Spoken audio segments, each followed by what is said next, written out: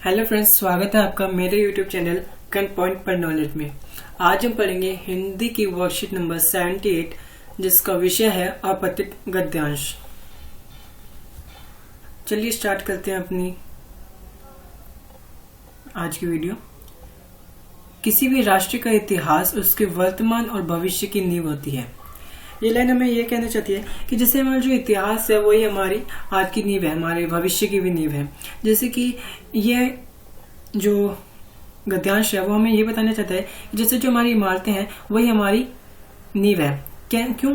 क्योंकि ये जो हमारी जो इमारतें हैं वो हमारी कहानी बताते हैं कि उस इमारत की क्या कहानी है। देश का इतिहास जितना गौरवमय होगा, वैश्विक स्तर पर उसका स्थान उतना ही ऊंचा माना जाएगा। जैसे कि हम जानते हैं हमारे देश में बहुत सारे स्वतंत्रता सेनानी थे जिन्होंने अपने देश को आजाद कराने के लिए बहुत सी जंगें लड़ी। तो वही हमारे जो हमारी इतिहास है वही हमको ऊंचा बनाए रखती है। यूं तो बीता हुआ कल कभी वापस नहीं आता, लेकिन उस काल में बनी इमारतें और लिखे गए साहित्य उन्हें हमेशा से जीव बनाए रखते हैं। जैसे कि पुराने समय में जो भी हमारी बुक्स लिखी गई थी या फिर जो भी इमारतें बनाए रखी थी वही अपनी कहानियां बताते हैं। यही वजह है कि ऐसी वर्षों पुरानी या यूं कहे कि सदियों पुरानी ऐतिहासिक इमारतें जो संबंधित राष्ट्र के वर्षों पुरानी इतिहास की गौरव गाथा कहती है।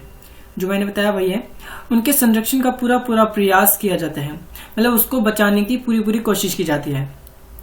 भारत में भी ऐसी कई ऐतिहासिक मकबरे, मस्जिद, मंदिर और अन्य इमारतें हैं जो समय हमारे विशाल और सम्मानजनक इतिहास की कहानी कहती है।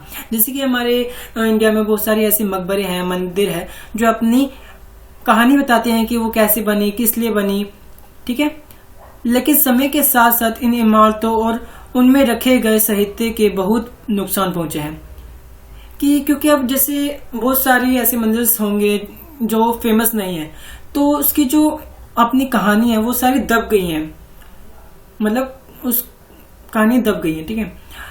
हमने भी परवाह किए बगैर उन अनमोल धरोहरों को मनमाने ढंग से खंडित किए हैं।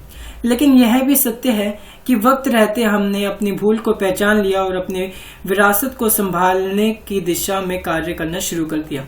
तो जो फेमस स्थान नहीं है तो उनको क्या किया गया, उनको टूरिस्ट प्लेस बनाया गया जिससे कि लोग उनके बारे में भी जाने। पुरानी हो चुकी जॉर्ज इमारतें की मरम्मत की जाने लगी, उजाड़ भवनों और महलों का पर्यटन स्थल बना उनकी चमक को बिखेरा गया। जो इमारतें पुरानी होगी, जो किताबें पुरानी होगी, उनको क्या गया, जो इमारतें पुरानी होगी उनको पर्यटन स्थल बोले तो टूरिस्ट प्लेस बना दिया गया जिससे कि लोग आए, और इसलिए उनको क्या किया गया, रंग रोगन कलर वलर किया गया होगा। किताबें और स्मृति चिन्हों का संग्रह कर संग्रहालय में जगह दी गई।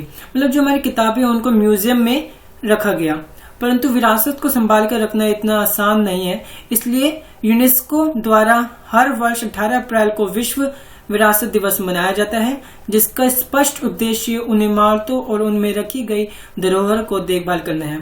तो इसलिए एक यूनेस्को जो है वो हर 18 अप्रैल को इन सारी इमारतों का रंग रोगन किया जाता है, उसको साफ सफाई की जाती है। जो भी उसमें क्रैक्स आ गए, दरारें आ गई, तो उनको ठीक की जाती है, ठीक है। होप आपको पूरा गद्यांश समझ में आ गया हो। आइए अब हम इसके क्वेश्चन आंसर करते हैं। तो पहला क्वेश्चन है, विश्व स्तर पर किसी राष्ट्र की पहचान किससे होती है? तो हमने पहली लाइन में पढ़ा कि हमारे इतिहास से होती है। तो उसके भूगोल से नहीं, उसकी शक्ति से नहीं, उसके इतिहास से होती है, ठीक है। दूसरा है, पुरानी ऐतिहासिक इमारतों के संरक्षण का पूरा प्रयास क्यों किया जाता है? उसको क्यों संभाल के रखा जाता है? क्योंकि वह राष्ट्र के इतिहास की गौरव गाथा कहती है। ये आंसर हमारा सही है, क्योंकि वह हमारे धर्म को नहीं बताती, वह ना ही सजीव है, वो हमारे राष्ट्र के इतिहास को गौरव गाथा कहती है कि हम उसकी क्या इतिहास है वो बताती है, ठीक है। इसलिए हम उसको संरक्षण करते हैं, इसलिए हम उसको प्रोटेक्ट करते हैं, इसलिए हम उसको सही ढंग से बचा के रखते हैं। हमारे सम्मानजनक इतिहास की कहानी कौन कहता है? ऐतिहासिक मंदिर, ऐतिहासिक मकबरे, ऐतिहासिक इमारतें या सभी? तो इसलिए हमने ये भी पढ़ा था कि भारत में भी ऐसे कई ऐतिहासिक मकबरे, मस्जिद, मंदिर और अन्य इमारतें हैं जो समय हमारे विशाल और सम्मानजनक इतिहास की कहानी कहती है। मतलब तीनों कहती हैं, तो इसलिए हमारा आंसर क्या होगा? सभी। समय रहते अब हमने अपनी किस भूल की पहचान की है? अपने विरासत के प्रति उदासीनता? गलत, ये नहीं है। इमारतों के समुचित रखरखाव को या पर्यटन स्थल बनाने की? हमने जो भी हमारी इमारतें हैं उनकी रखरखाव, उनकी सुरक्षा की ध्यान रखते हुए, ठीक है।